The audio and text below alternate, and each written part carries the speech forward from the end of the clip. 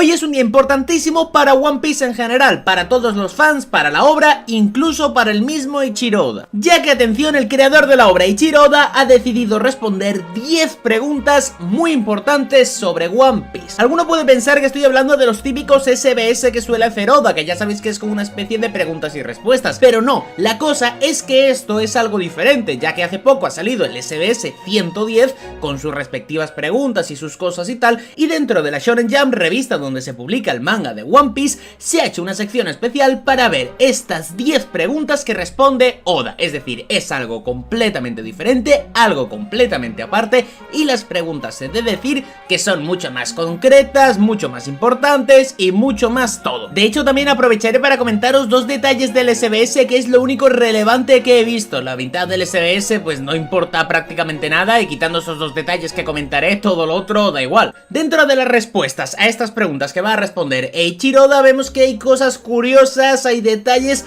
y hay cosas que nos pueden llevar a pensar ya ciertas cosas sobre el futuro, así que hay que tener mucho ojo. Decir como siempre que esta clase de vídeos, que seguramente duren más o menos una media hora y que he tenido que ponerme a recopilar todas las preguntas de Oda, que estén traducidas, que estén con una buena traducción y todo el tema, llevan muchísimo trabajo, así que agradecería muchísimo un pedazo de like y una suscripción, y que me dejes en los comentarios, aparte de si se te ocurre alguna teoría con alguna de estas preguntas que me parece a mí que probablemente pase, que me dejes en los comentarios qué estás haciendo mientras te pones el vídeo de fondo. Ahora sí me callo y empecemos con las 10 preguntas que ha respondido Eiichiro Oda y sus teorías. Primero voy a hacer una especie de mención especial sobre el SBS con los dos puntos que ha comentado Oda, que sí que me parecen ciertamente interesantes, y es que vemos que el lector le dice: en el capítulo 1103 Luffy ya estaba tan hambriento que no podía ni moverse, pero en el capítulo 1106 ya estaba lleno. ¿Quién fue el que le dio comida a Luffy? Recordemos que en Naked hay un momento en el que Luffy está reventado, ha gastado ya la quinta marcha contra Kizaru, no tiene comida, no puede moverse, y de repente aparece,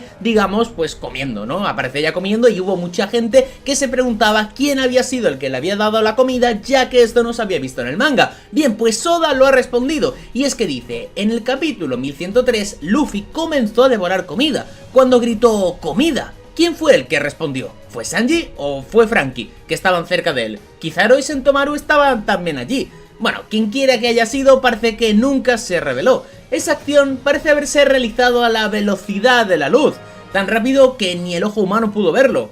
Incluso yo no sé quién la hizo. La velocidad de la luz. Obviamente esto ya lo deja muy en claro, y efectivamente fue Kizaru la persona que le dio la comida. Y fijaros lo bonito que es esto que hace Oda de no decir que es Kizaru, dejándotelo un poco al aire para, obviamente, digamos desde el punto de vista de Oda, no manchar la reputación de Kizaru con que ha ayudado a un pirata, pero que efectivamente está dándonos a entender que ha sido él sin decirlo, ¿sí? Así que ya podemos saber que fue Kizaru el que le dio la comida, que yo me acuerdo que en este canal lo comentamos y también había mucha gente que estabais de acuerdo conmigo, pero había mucha gente que estabais totalmente en contra y que decíais que Kizaru no podía ser porque era un marine y tal y tal y tal. Bueno, pues al fin Eiichiro Oda ha decidido revelarlo. Y el último punto del SBS, como digo, lo único reseñable que se puede sacar de aquí, porque el otro ya son más detalles muy bobos, entonces no, tampoco creo que sea nada muy importante, y es que vemos que el lector le dice: Oda, ¿podrías contarnos las ocupaciones anteriores de Fujitora y Ryokyugu antes de convertirse en almirantes de la marina? Y dice Oda: muy bien. Tal y como se convirtieron en los encargados de la defensa de las naciones afiliadas al gobierno mundial a través del sistema reclutamiento mundial de la armada, estos dos fueron seleccionados especialmente por la marina. Y dice Ryokyugu: Aramaki proviene del South Blue, era un oficial de policía en el reino de Taya y estuvo involucrado en un gran incidente relacionado con una mujer, lo cual lo llevó a prisión. Su reputación de poseer una fuerza extraordinaria llegó hasta el gobierno mundial, fue reclutado en la marina y recibió un ascenso especial a almirante. Fujitora: Issho proviene del West Blue, sufrió pérdidas en una casa de apuestas en la isla Twin Snake, y el lugar donde trabajaba como guardaespaldas fue adquirido por el gobierno mundial con una gran suma de dinero. Issho fue anteriormente el jefe de la defensa militar del reino Aoi, azul, que una vez existió en el Grand Line. El reino Aoi fue destruido debido a la guerra, y él se convirtió en un criminal de guerra significativo. El gobierno mundial eventualmente tomará conocimiento de este hecho. Esto es importante porque vemos que dice el gobierno eventualmente tomará conocimiento de este hecho, es decir, como que esto no lo saben y que en el futuro tomarán conocimiento de este hecho. Esto me parece un detalle importante, porque está ya dándonos a entender cosas de futuro. Y como digo, esto lo he querido comentar no solo porque nos habla un poquito del pasado de uno y de otro, sino que ya encima nos deja en claro otras cosas, como que el gobierno mundial se va a enterar de esto. Y esto, a pesar de no ser exactamente las 10 preguntas que ha respondido Oda, las he querido meter porque me parecen del mismo nivel que las preguntas, o sea, me parecen algo muy importante. Así que dejadme en los comentarios qué teorías tenéis acerca de esto, del gobierno mundial, de Fujitora y todo. Quizás quiten a Fujitora y pongan otro almirante, estaría interesante. Empezando ya directamente con las 10 preguntas, vamos con la primera, y es que el lector le dice: mientras está en su forma de Gear 5, Luffy es capaz de sacar cosas como unas gafas, un casco de béisbol y otras cosas de su Hagoromo. El Hagoromo es el cinturón este que tiene Luffy en la cintura, bueno, ya sabéis, ¿no? La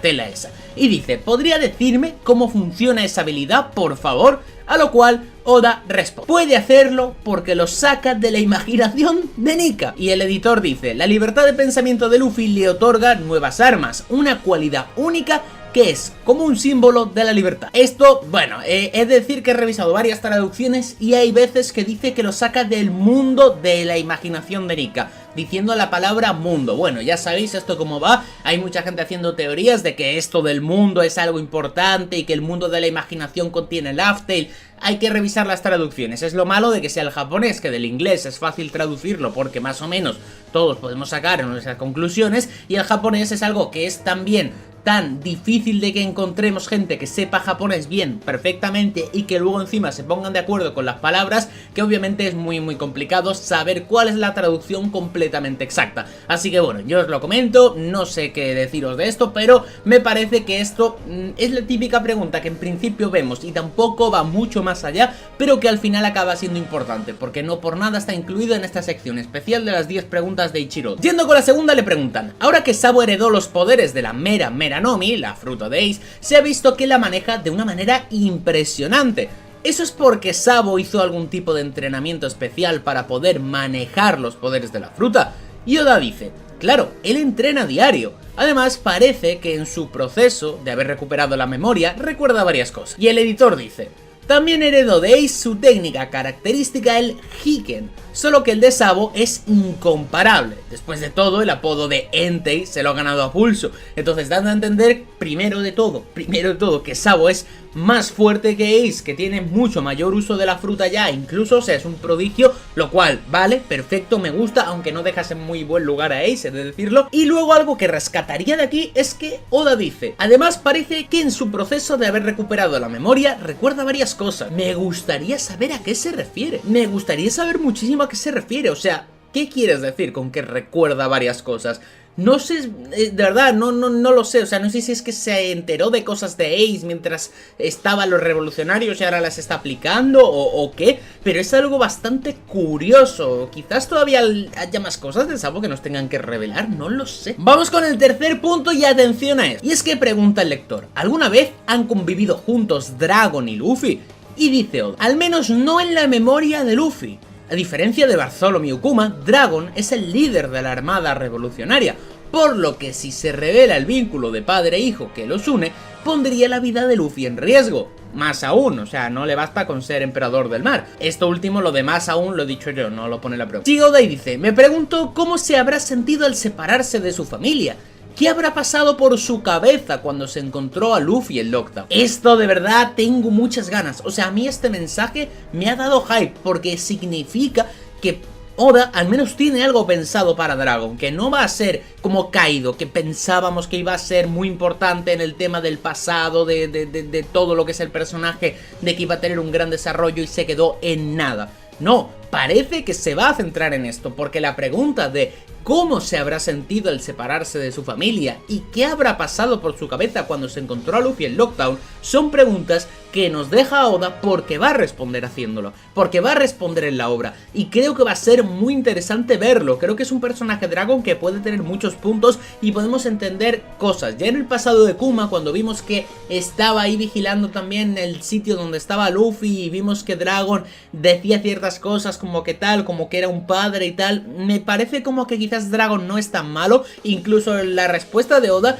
dice pues eso, que si se revela el vínculo de padre e hijo que los une, pondría la vida de Luffy en peligro. Entonces entiendo que quizás estas cosas las quería mantener ocultas Dragon, y que prefirió no criar a su hijo él mismo y fiarse de Garp y fiarse, pues eso, de que Luffy saliera bien si era necesario para poner al mundo en un buen lugar, digamos. Entonces a mí esto me parece interesante y tengo muchas ganas de ver que nos hablen de Dragon y que se encuentre con Luffy. Tengo mucho hype. Vamos a la cuarta pregunta y atención, porque esto, de verdad, esto es muy Oda. Y dicen, el barco de los piratas de Kurohige se llama Saber of Shebeck. ¿Tiene algo que ver con Rocks de Shebeck? Que le hayan puesto ese nombre.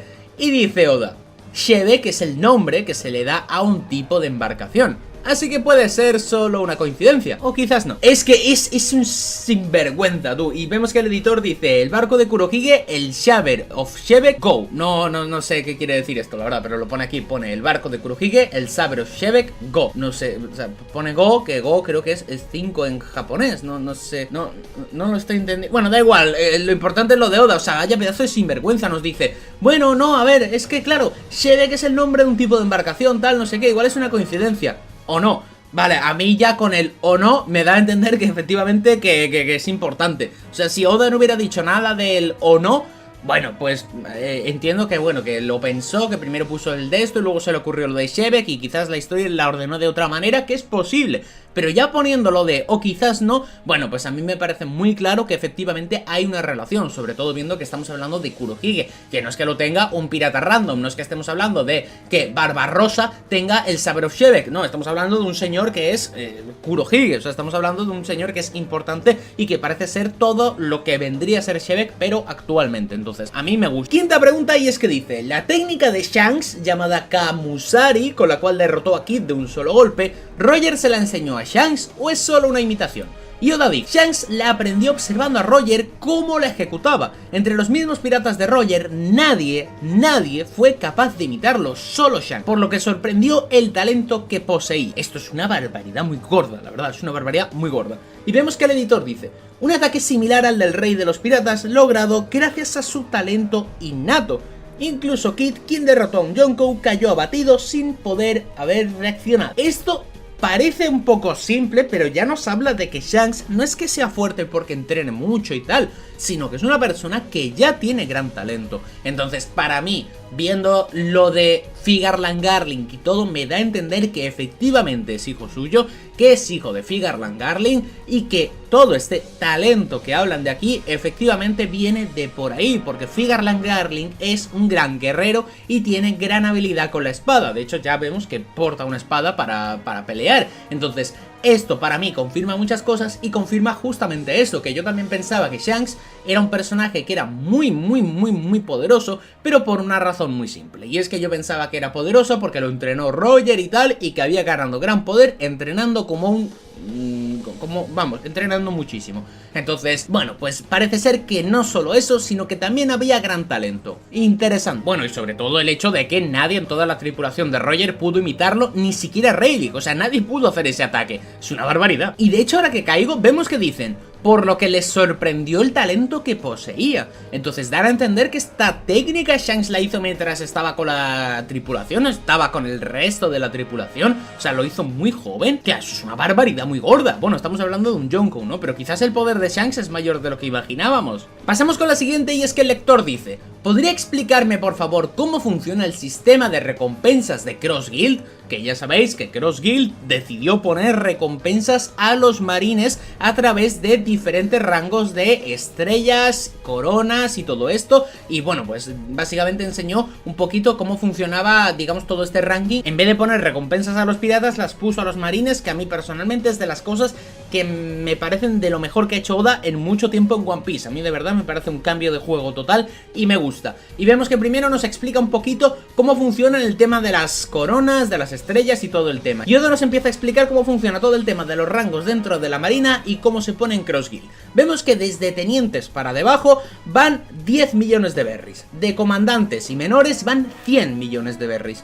de capitanes van a otro rango que sería una estrella, lo mismo que con comodoros, una estrella. Luego los contraalmirantes son 2 estrellas, los vicealmirantes son 5 estrellas y luego ya pasamos a algo nuevo que sería los almirantes, que tienen 3 coronas, y el almirante de flota, que tiene 5 coronas. Es decir, que Oda nos pone todo esto y luego nos explica qué significa una corona y qué significa es decir, una corona serían 10 estrellas y una estrella sería alrededor de 100 millones de berries. Es una barbaridad. O sea, una corona serían 10 estrellas y una estrella serían 100 millones de berries. Es decir, que por ejemplo tendríamos un comodoro, que sería pues eso, más o menos unos 100 millones de berries, un contraalmirante, que serían eso, 200 millones, un vicealmirante 500 millones, y atención, porque claro, estamos hablando de que los almirantes tienen 10 estrellas por corona, tienen 3 coronas, tendrían 30 estrellas, es decir, que tendríamos que multiplicar 30 por 100 millones de berries. Y con los almirantes de flota, con el almirante de flota, pues un tanto de lo mismo, es decir,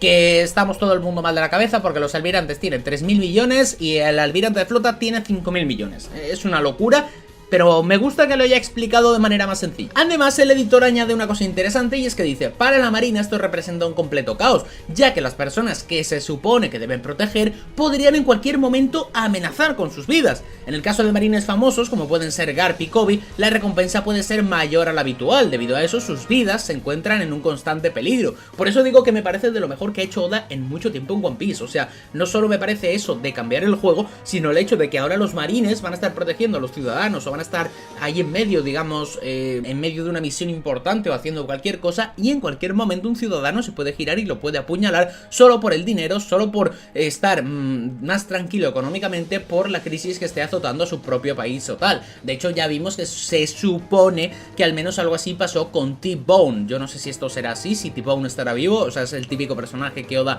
podría matar o podría dejar vivo, es un poco raro eso, pero vemos que ya nos puso el ejemplo muy claro ahí. Vamos con la séptima pregunta, y el lector dice: atención, es que de verdad me gustan estas preguntas de Oda, ojalá haga esto más veces. Y es que pregunta el lector: ¿cuál es el rol de Kuzan, de Aokiji, como capitán del 10º barco dentro de los piratas de Kurohige? ¿Acaso tiene subordinados a su cargo? Y Oda dice: sí, los tiene. No obstante, parece ser un tipo que no sigue las órdenes de alguien como Kurohige al pie de la letra. Para Kuzan, el ser un pirata representa una vida de libertad sin cometer malas acciones. Sin embargo, bajo la bandera de los piratas de Kurohige, ha perpetrado uno que otro desguisado causando víctimas. Cuidado con esto, cuidado con esto. Y además, cuando tú puedes ver esto y entender un poco las motivaciones de Aokiji, el editor dice: Iri, a pesar de ser un ex marine, todos en la isla de los piratas lo respetan, pero no deja de ser un misterio cuál es el verdadero objetivo que persigue. Cuidado, o sea, es que esto es de sinvergüenza, o sea, esto es de sinvergüenza total. O sea, no deja de ser un misterio cuál es el verdadero objetivo que persigue. Vaya pedazo de sinvergüenza, vaya pedazo de sinvergüenza. O sea, efectivamente hay algo detrás de Aokiji. Me llamaron loco, de hecho ayer subí justo un vídeo en el que hablaba de esto, del misterio de Aokiji y tal, como dato importante de que todavía no se nos ha revelado, y había gente diciéndome: no, esto ya se ha explicado en la obra y tal. No, obviamente no, Oda ya nos acaba de confirmar que efectivamente hay algo ahí, y que no sé qué pasará con este personaje, pero que hay que echarle un ojo, que no lo vemos todo tan claro. Vamos con la octava pregunta, y el lector dice: ¿cómo funciona el sistema de reclutamiento mundial, el cual añadió a la marina a dos poderosos nuevos integrantes como Fujitora y Ryukyu? Y vemos que dice Oda: el gobierno mundial, para reforzar su poder militar, ordenó a sus naciones afiliadas reclutar a los guerreros más poderosos de sus regiones para defender. De este modo evitarían que volvieran a suscitarse incidentes como el de la Revolución de los 8 países en el futuro. Así fue como nació el sistema de reclutamiento mundial, con el cual fortalecieron sus defensas y por ende las de la marina misma. Y vemos que dice el editor: se reclutaron a poderosos guerreros para fortalecer a la marina, encabezados por tipos como Ryukyu y Fujitora, los cuales incluso a alguien como Doflamingo, un antiguo Shichibukai, lograron intimidar por su fuerza y la justicia que sí. Es decir, que aquí nos explican un poco el tema del reclutamiento mundial, nos hablan un poco de cómo funcionó todo, de cómo lo hizo el gobierno mundial, y que, bueno, pues que lo hicieron también para evitar eso, como lo de la tema de la revolución de los 8 países y tal. Entonces, me gusta que es algo que se explique, aunque no sé si lo explicará en la obra, la verdad. Yo hay cosas de aquí que me gustaría que luego las expandiera en la obra, pero este detalle no sé si va a ser necesario. Me gustaría que al menos lo metan como un diálogo breve dentro de la obra, pero sí, me parece algo ciertamente interesante y que, bueno, Quizás hay algo oculto aquí que yo no veo, pero de momento no parece tener mucha cosa oculta tampoco. Y ahora atención, porque esto es algo que a mí personalmente me ha molestado un poco que lo explique aquí en esta pregunta, porque quizás no lo explique en el manga, y creo que es algo que debería explicar en el manga, la verdad. Creo que esto podía parecerse un poco al tema de el SBS en el que reveló el pasado de Kid, o cuando habló del pasado de Zoro y que lo hizo a través de eso pero no lo hizo en el manga. Bueno, pues atención, y es que el lector dice: por favor, ¿podría contarnos en qué consistió el incidente de Rocky Port por el cual Koby fue llamado héroe? Y Oda dice: tal cual parece que el incidente de Rocky Port no aparecerá en la historia principal de la obra, debido a que es muy largo de contar. Mira, Oda, me cago en la... Es que me da rabia, o sea, pero ¿para qué lo metes? Sinvergüenza, ¿para qué me metes todo ese misterio con el Rocky Port y luego no lo vas a explicar y lo has tenido que explicar en un preguntas y respuestas? Me da rabia, es que me da rabia, digo, tío, que es algo que le has metido mucho hype, que ahora vais a ver todo lo que sucede y las personas que hay dentro que metidas y tal, y esto es algo que se lleva comentando mucho tiempo en la obra y lo tienes que explicar aquí. Oda sigue diciendo y dice: básicamente Lau se entera de que en la isla de los piratas se encuentra un poneglyph, por lo que toma de rehén a un enorme crucero llamado Rocky Port para internarse en la isla. Por azares del destino, un rey y personas importantes de cierto país iban a bordo del barco, aunque en realidad ese navío era de contrabando y solo utilizaba la bandera de ese país para hacer tratos con la isla de los piratas, lo cual resultó en muchos problemas. En medio de este caos, Lau se enfrenta a los piratas, mientras que Koby y Kurohige arriban a la isla con distintos propósitos. Al final acaban haciendo una alianza temporal. Como resultado de ese incidente, Kurohige termina convirtiéndose en el rey de la isla de los piratas. Lau se unió a Loukas y Shichibukai y Koby empezó a ser llamado héroe. Y el editor dice: este incidente terminó con Kurohige derrotando a un antiguo miembro de los piratas Rocks y obteniendo su reino, convirtiéndose en el nuevo dueño de la isla de los piratas. Lau recolectó los 100 corazones de los piratas y los entregó al gobierno mundial. Es considerado un evento histórico de gran impacto mundial lleno de misterio. A mí esto, la verdad, me ha gustado mucho toda la historia, pero me da rabia que no se explique en la serie. O sea, vamos a ver, nos hablan de que había un poneglyph en la isla de los piratas, que van allí Lau, que va allí Koby, que Koby acaba siendo llamado héroe, que Kurohige derrota a un miembro de los piratas Rocks, que esto ya más o menos se sabía porque algo se comentó en la obra del manga y se supone que esa persona era Ochoku, pero esto la verdad que no se había explicado al 100%. Y entonces, claro, si nos hablan de que había un poneglyph en la isla de los piratas, que se supone... Bueno, aquí es que no lo dejan claro, pero se supone que sí, que lo había al menos, y Ochoku no está ahora mismo en la isla y Kurohige es el rey, oye, pues igual ese poneglyph lo tiene Ochoku y ese es el hombre de la quemadura. Es que ya no lo sé, ya no lo sé, yo ando muy perdido ahora mismo con todo esto, pero yo necesitaría ver esto en el manga, o al menos revisar otras traducciones, pero esto me ha dejado un poco roto, no sé. Me da rabia que no lo vaya a explicar en la obra, me da igual que sea largo, tío, me dé un flashback o algo, pero no sé. A lo mejor es de una cosa que luego Oda acaba complementando en el manga, sí, no lo sé, pero me parece un evento que se menciona mucho en la obra, de que toma importancia como Kurohige siendo dueño de una isla para posteriormente, supongo yo, que ser llamado Yonko. Luego tenemos a Koby, que se vuelve un héroe de la marina, que es un título importante.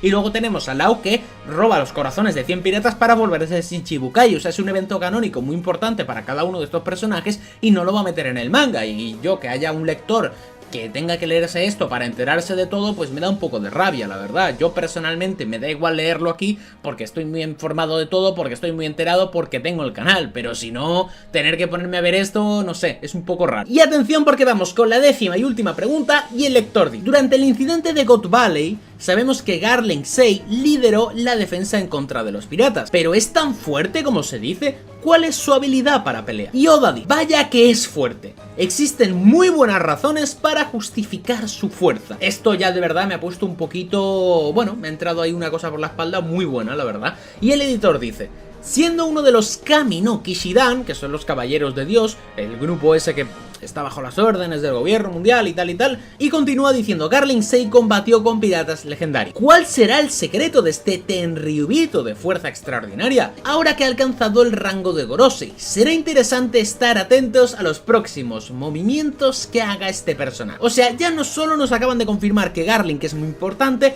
sino que Oda dice que existen muy buenas razones para justificar su fuerza, dando a entender que hay algo detrás en el tema de la fuerza que le hace ser más importante. No sé si una fruta, si una espada, si un gran entrenamiento, no lo sé, pero hay un motivo por lo cual ya tiene pensado varias cosas. Y encima nos dicen que ahora que ha alcanzado el rango del Gorosei será interesante estar atentos a los próximos movimientos. Es decir, que no solamente se va a reducir a el tema de ser un personaje que toma ciertas decisiones como un Goroshi, como los que teníamos hasta ahora, sino que da la sensación que va a ser alguien que va a tomar una iniciativa, lo cual a mí personalmente me gusta y me parece muy interesante. O sea, no se nos ha hablado del tema de la fuerza, de que existen razones para justificarla, y luego nos dicen que se enfrentó a piratas legendarios, entiendo yo, como Shirohige, Rox, Roger y todo esto, sino que encima nos dicen que ahora que tiene el rango del Gorosei, pues que va a ser interesante verlo. Entonces, obviamente yo creo que va a ir de la mano, vamos a tener algunas peleas y vamos a ver a Garling Sei, digamos, pelear y explicarnos el por qué es tan poderoso. Esto de verdad, bueno, yo esto comentar que me parece, yo personalmente lo relaciono con el tema de la pregunta anterior hablando del talento de Shanks. Como digo, para mí, si es hijo de este señor, que yo creo que es hijo de este señor, me parece a mí que el tema del talento de Shanks quizás sea que este también es un muy talentoso espadachín por alguna cosa que no sabemos o alguna cosa de este estilo, y que de ahí pues Shanks tuvo ese talento también para hacer el Kamusari, incluso parece ser estando en la tripulación de Roger cuando estaba todo el mundo y él era muy joven, no lo sé.